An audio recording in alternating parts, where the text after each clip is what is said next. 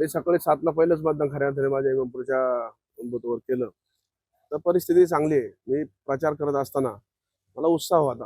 शेतकऱ्यांविषयी भाजपविषयी शेतकऱ्यांची खूप मोठी चीड आहे. शेतकऱ्यांविषयी भाजपने काही केलं नाही. भाजप सरकार अपयशी ठरलं असं चित्र खऱ्या अर्थाने असल्यामुळं मतदान हे राष्ट्रवादी पक्षाच्या पवार साहेबांच्या पक्षालाच म्हणजे गोविंद मोकाट्याला मतदान होणार आहे. आम्ही तिथे विजय प्राप्त करणार आहे. तनपुरेंची भूमिकेवर फटका बसायचं काही कारण नाही. तनपुरेंचे सगळे कार्यकर्ते म्हणा, तनपुरे म्हणा, हे माझ्या पाठीमागं खंबीरपणे उभा आहेत. मला निवडून येत काही शंका नाही.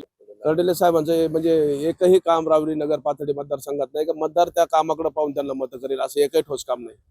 माझी गेली 10-15 वर्षापासून समाजकार्यात मी पंचायत समिती झेडपीत या चांगल्या पद्धतीने काम माझ्या जेऊर गटात केलं. मला खऱ्या अर्थाने आर्थिक मला लागत नाही. माझ्या आता ह्या निवडणुकीत सुद्धा बघितलं माझा सगळ्यात कमी आर्थिक बजेट असेल आणि मी निवडून येत असतो अशी मला 100% खात्री आहे. इलेक्शन मध्ये दिसले नाही. बाळासाहेब थोरात माझ्या बरोबर होते, सुप्रियाताई माझ्या बरोबर होत्या. पवार साहेबांचं काल अचानक ऍडमिट केल्यावर तब्येत खराब झाल्यामुळं ते लोक येऊ शकले नाही. पण त्यांनी संदेश पाठवलेला आम्ही लोकांना खासदार साहेबांनी इलेक्शन आमचे नेते त्यांनी तो वाचून दाखवला. त्यांच्या प्रति काय भावना आहेत आमच्याबद्दल. मुख्यमंत्री आले ते आम्हाला कल्पना आहे, पण मुख्यमंत्री येऊन रावरीसाठी काय दिलं हे खूप महत्वाचं आहे.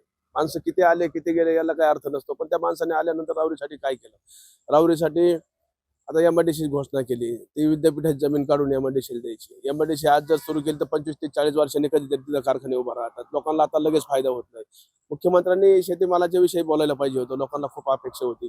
रावरीचा चांगला चालणारा कारखाना बंद पडला. त्यासाठी काय 400-500 कोटीचं पॅकेज रावरीकरला वाटत होतं. मुख्यमंत्री घोषित करतील आणि मतं मागतील. तसा काही विषय झाला नाही. त्याच्यामुळे खूप मुख्यमंत्र्यांविषयी बी रावरीच्या जनतेत खूप मोठी चीड निर्माण झालेली आहे.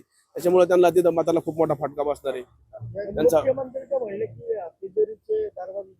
आता मुख्यमंत्र्यांनी तो शब्द एवढा चुकीचा वापरला. कुठल्याही मुख्यमंत्र्याला कुठल्याही मंत्र्याला तिजोरीच्या चाव्या या तुमच्या हातात नाही, जनतेचा पैसा आहे.